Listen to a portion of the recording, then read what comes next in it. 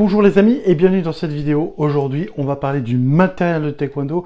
Il est bien sûr très important d'apprendre à bien l'utiliser, à bien en prendre soin pour qu'il dure longtemps. C'est toujours assez onéreux le matériel de taekwondo. Donc je vais vous donner 4 astuces, 4 conseils qui, d'après mon expérience, peuvent prolonger la durée de vie de vos protections, de vos dobok, etc. Et c'est très important d'en prendre soin si vous voulez justement les garder longtemps. Alors, je vous explique pour ceux qui ne font pas du taekwondo que dans le taekwondo ITF que je pratique et que j'enseigne, nous pratiquons avec un casque, des gants, une coquille, des protèges tibia et des chaussons, bien sûr aussi un protège-dents. Donc il est très important de prendre conscience qu'en fait, cette matière un peu plastique va vous faire extrêmement transpirer. Et du coup, que vous fassiez 5, 10 minutes, 1 heure de combat avec vos protections, elles vont être malheureusement remplies de transpiration. C'est ce qui va abîmer vos protections. Donc la première chose, bien sûr, à avoir avec vous, c'est une serviette, une bouteille d'eau pour pratiquer, mais idéalement d'avoir une deuxième serviette pour essuyer vos protections, c'est-à-dire que quand vous allez passer à une autre activité du taekwondo, vous prenez vos protections, vite fait vous mettez un coup de serviette à l'intérieur du casque, un coup de serviette à l'intérieur du chausson, du gant et tout, pour pas que justement cette transpiration reste. C'est ce qui va beaucoup abîmer les protections. Donc un petit coup de serviette pour enlever le plus gros pendant que vous mettez vos protections vers votre sac et pour retourner faire le prochain exercice qui peut être les formes, self-défense, etc.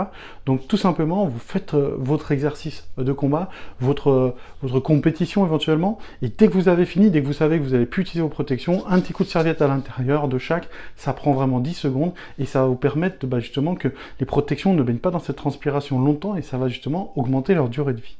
Toujours dans le thème des protections, si vous savez que le cours continue, ne mettez pas vos protections directement dans le sac fermé. Pourquoi? Parce que même si vous les avez légèrement essuyées, ça va cocoter, comme on dit, ça va un peu, ça va pas être génial, hein, ça va faire cocotte minute. Donc l'idéal, c'est soit les mettre à côté de votre sac, si c'est dans un endroit sécurisé, et comme ça, ils vont aérer, soit vous le mettez dans votre sac si vous n'avez pas le choix, mais vous laissez ouvert votre sac de taekwondo, c'est très important, pour que ça aère, parce que vraiment, ce qui va abîmer les protections, c'est le fait qu'elles soient sales, qu'elles soient pleines de transpiration, et surtout qu'elles soient enfermées dans un sac. Donc vous finissez votre combat, boum, vous les mettez soit autour de votre sac, soit dans votre sac, le sac ouvert, et vous finissez votre cours, votre compétition, etc. Si jamais après vous rentrez à la maison, pareil, je vois beaucoup d'élèves qui prennent leur sac, quand ils rentrent à la maison, ils mettent leur sac sur le côté, et puis ils touchent pas au sac jusqu'au prochain cours, qui pour les moins assidus peut faire 1 semaine entre les deux. Et du coup là, vos protections qui ont peut-être une mauvaise odeur, qui sont un peu sales, malheureusement elles vont rester 1 semaine dans le sac bien fermé, bien hermétique. Donc là c'est pareil, quand vous arrivez chez vous, l'idéal c'est de sortir les protections, et si vous pouvez pas les sortir parce que vous n'avez pas beaucoup de place et tout, au moins ouvrez-moi ce sac, que ça puisse respirer, c'est très important. Vous allez simplement passer du simple au double au niveau de la longévité de toutes vos protections. Une fois chez vous, revenu de l'entraînement, si vous pouvez, et je vous le conseille vivement, sortez vos protections, et à ce moment-là, bien sûr, les protections ne passent pas à la machine, ne faites pas ça. Vous allez pouvoir prendre une lingette nettoyante, n'importe laquelle, vous allez pouvoir essuyer l'intérieur de vos protections, mettre un petit coup de lingette, ça va être top. Des fois, les protections bleues et rouges, c'est les 2 couleurs officielles, peuvent laisser des traces sur certaines protections, donc il y a des traces un peu noires, ou des traces un peu bleues ou rouges, donc c'est important de les nettoyer avec une lingette, déjà au niveau de la propreté. En plus, dans la situation sanitaire où on est, c'est très intéressant de toujours nettoyer ses protections.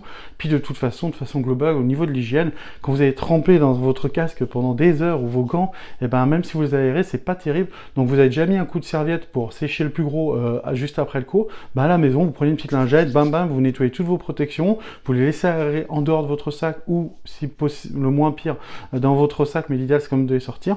Un petit coup de lingette et vous allez voir, j'ai des amis qui pratiquent le taekwondo, ça fait plusieurs années, mais peut-être même 10 ans qu'ils ont les mêmes protections, mais ils en prennent soin. Et j'ai des élèves qui en prennent pas soin, qui les baladent, qui les jettent partout. Dans les protections, par exemple, il y a des scratchs. Il faut toujours qu'ils soient collés, parce que s'il n'est pas collé et qu'il se balade, il va ramasser toutes les saletés, et après, il collera plus.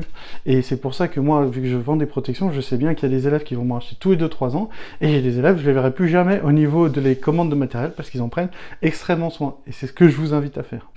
Astuce numéro 4, j'ai pas fait forcément dans l'ordre comme à chaque fois, et bien sûr c'est des astuces personnelles, peut-être que pour vous elles sont pas bonnes, peut-être vous avez meilleures. Si vous avez des astuces, mettez-les en commentaire, parce que j'adore apprendre et j'adore partager avec vous. Là on va parler du dobok, le dobok qui est la tenue officielle des pratiquants de taekwondo.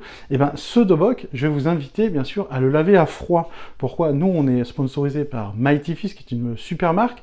Et le truc c'est que moi mon dobok je veux le garder des années, surtout quand vous êtes ceinture noire ou ceinture couleur et que vous venez de débuter, vous savez que vous avez pour 5, 6, 7 ans à garder le même dobok. Donc l'idéal c'est d'en avoir un ou deux, voire trois, un que vous mettez à fond pour les entraînements, donc quelque part qui va vieillir plus vite, puis un vraiment que vous gardez pour les événements, les stages, les passages de grade.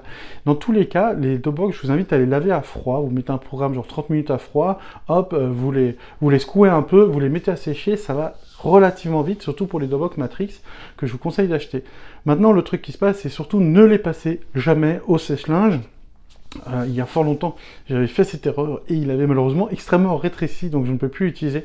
Donc vraiment, et en plus les brodures et le flocage et tout, ça peut toujours s'abîmer, pas forcément une fois, mais sur plusieurs mois, plusieurs années de pratique, plusieurs centaines de lavages, vous allez voir que ça va l'abîmer. Alors ce que je vous conseille, c'est à froid, vous mettez à sécher et là vous êtes au top. Bien sûr, les ceintures, ne les passez pas à la machine à laver, au pire, comme avec les protections, vous mettez un bon coup de lingette dessus, et ça c'est top. Même s'il n'est pas forcément obligé de laver les ceintures, mais globalement, si vous voulez un peu plus propre, un petit coup de lingette, c'est suffisant. Ne les mouillez pas trop, ne les passez pas à la machine, parce que dedans, des fois, suivant la qualité des ceintures, il peut y avoir une espèce de carton, une espèce de truc comme ça, qui fait que ça va ouvrir les coutures, etc. Donc vraiment, lingette pour les protections, lingette pour la ceinture si vous voulez la laver, et puis bien sûr laver à froid vos doboks. Alors voilà, c'était quelques conseils simples, mais je m'adresse principalement aux élèves de Taekwondo, Taekwondo ITF, mais même WTF, ou même tous ceux qui pratiquent les arts martiaux.